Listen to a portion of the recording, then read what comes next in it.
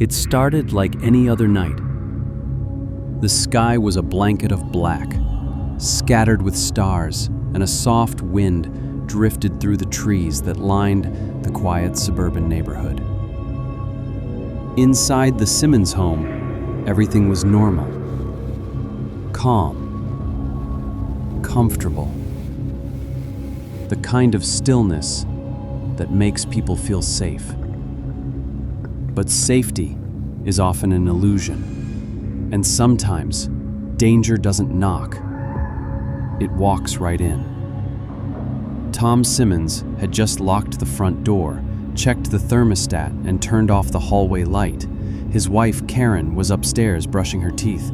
Their daughter, Emily, 13 years old and bright as a flame, was curled up in bed, scrolling through her phone. It was just past 11, a Sunday night. School in the morning. A regular night in a regular home. No one knew a man had been watching their house for 3 days. He had no name, at least none that mattered.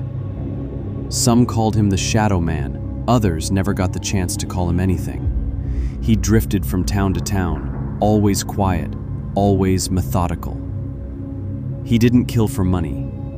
He didn't kill for passion. He killed because something inside him was broken. And the Simmons family was next. The man had already cut the security feed earlier that evening, snipping the camera wires behind the garage. No one noticed. He had studied their habits. He knew Tom liked to watch TV in the living room until just before bed. He knew the back door sometimes stuck and didn't latch completely unless it was yanked. And he knew Emily's bedroom was at the far end of the hall, second door on the right. It had a closet, a small one, just big enough. At 11:37, as the Simmons family drifted into their nightly rhythm of sleep and dreams, the man crept into the backyard. He moved like a shadow, blending with the dark. He reached the back door. As expected, it hadn't latched all the way. He slipped inside. No alarm, no barking dog, no sound at all. The house was warm, smelled faintly of laundry detergent and lemon-scented cleaner. He moved silently past the kitchen, past the living room, and up the stairs. The hardwood steps didn't creak. He had tested that from the outside during the week, watching through windows, counting footsteps. Emily's room was where he remembered. Second door on the right.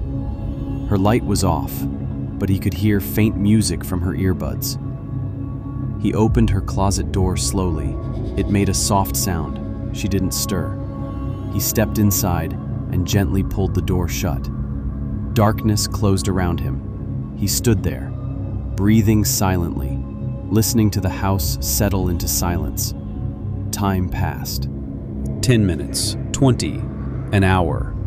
He waited, patiently, like he had done before, like he would do again. Emily turned once in her sleep, pulling the blanket closer. The man didn't move. Down the hall, Tom shifted in bed, flipping his pillow. Karen whispered something in her sleep. The wind picked up outside. A branch scraped against the siding, and still, the man waited. At 1:43 in the morning, Emily stirred. Her eyes opened. She didn't know why she was awake. There was no noise, no flash of light, just a feeling.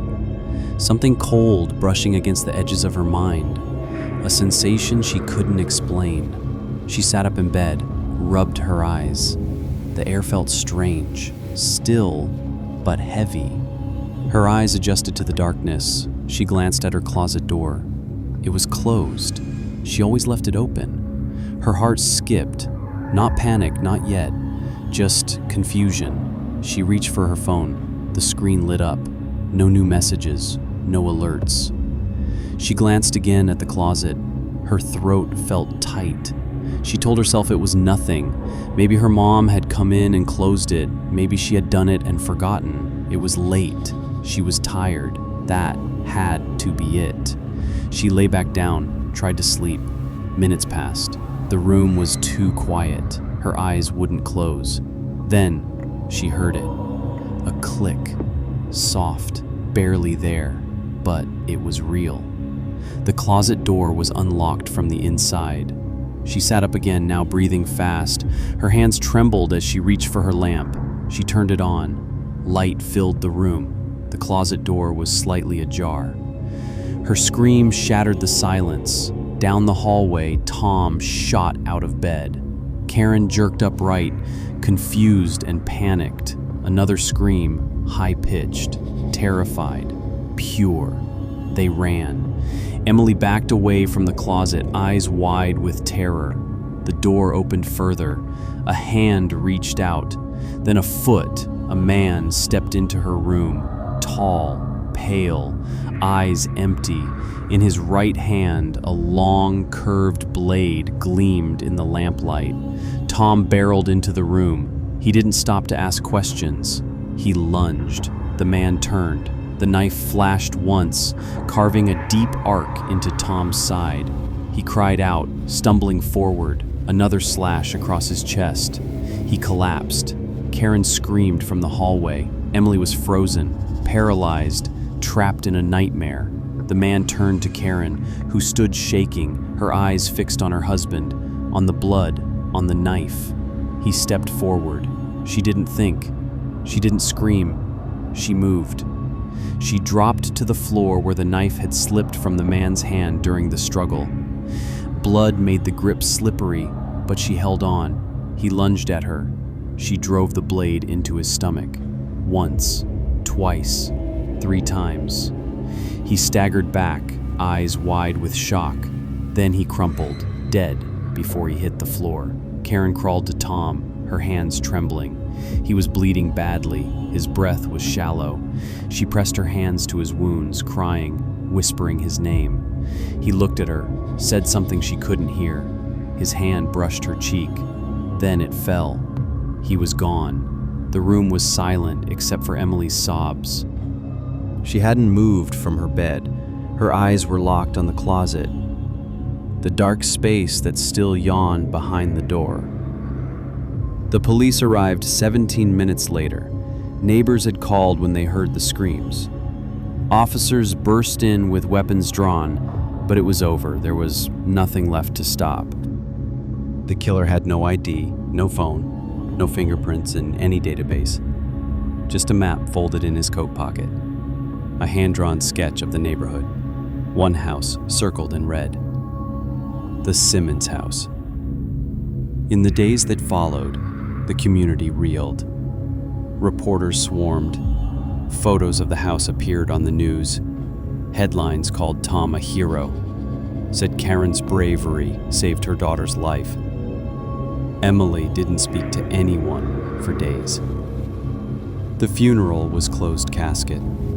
Emily never slept with the closet door closed again. The house was cleaned, repainted, the floorboards replaced. But some stains never truly come out.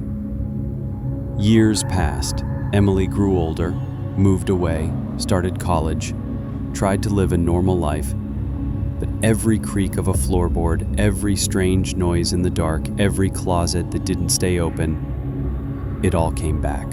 Sometimes, she'd wake up in the middle of the night, heart racing, certain she wasn't alone, certain someone was standing in the shadows. They told her it was trauma, that it would fade.